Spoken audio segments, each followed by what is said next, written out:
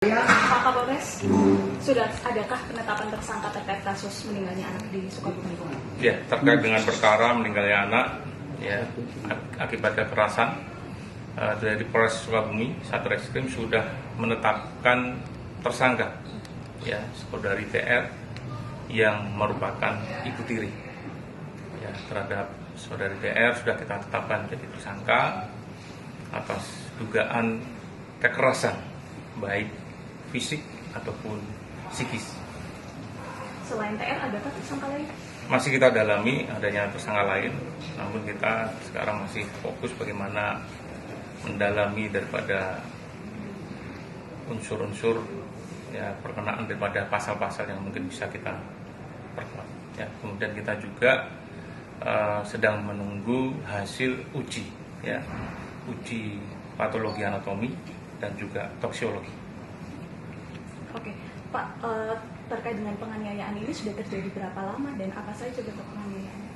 Terkait dengan penganiayaan yang diderita oleh korban anak NS, yang ini sudah terjadi beberapa tahun yang lalu. Seperti di tanggal 4 November 2024 itu pernah ada juga laporan, namun laporan itu sudah kita proses dan ada perdamaian. Dan itu tentunya akan kita dalami lagi, akan kita tindak lanjuti.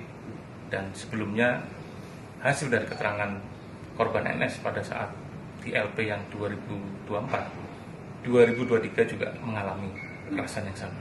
Apa saja bentuknya? Ya, kekerasan yang dialami ya kekerasan fisik biasa seperti dijewer, ditampar, dicakar seperti itu. Oke, selama tinggal bersama dengan TR ini? Iya. Oke, motifnya apa? Untuk motifnya sendiri masih kita dalami karena ini sebagai orang tua ya berdalih mendidik anaknya seperti itu. Pak, terkait dengan hasil otopsi sudah keluarkah dan kemudian apa penyebab kematian dari korban? Dari hasil otopsi kita masih menunggu ya, hasil otopsi kita masih menunggu karena memang untuk pengecekan laboratoris itu butuh waktu sehingga memang kita sama-sama menunggu, sabar ya. Informasinya ibu kandung juga melaporkan suaminya apa laporan? Terkait dengan laporan ibu kandung ya itu terhadap suaminya ya atau orang tua daripada NS itu terkait dengan penelantaran ya pasal 76. Oke, apakah kemudian akan ada pemeriksaan secara khusus terhadap suaminya? Ya tentunya setiap laporan ya atau pengaduan dari masyarakat pasti akan kita tindak lanjuti. Ya tentunya penyidik akan bekerja profesional, nah, kita akan independen, ya tidak ada tekanan apapun, tidak ada kepentingan apapun, ya pasti akan meminta keterangan semua pihak dan mengumpulkan alat bukti. Terkait yang tadi otopsi Pak, kira-kira hasilnya kapan akan keluar? Hasil dari komunikasi ya kurang lebih ya 1 minggu sampai 2 minggu. Tentu kita masih memfollow up untuk hasilnya ke laboratorium forensik. Pak, terkait ibu kandung yang melaporkan, apakah sudah ada saksi yang diperiksa, Pak? Laporan baru dibuat kemarin, hari ini tentunya masih menunggu dari pihak pelapor untuk bisa kita ambil keterangan. Tapi memang selama ini dari hasil penyidikan ayah kandung mengetahui kalau ada penganiayaan terhadap anaknya? Ya tentunya ayah kandung tahu, karena pada saat kejadian 4 November 2024 sebagai pelapor adalah ayah kandung. Ya.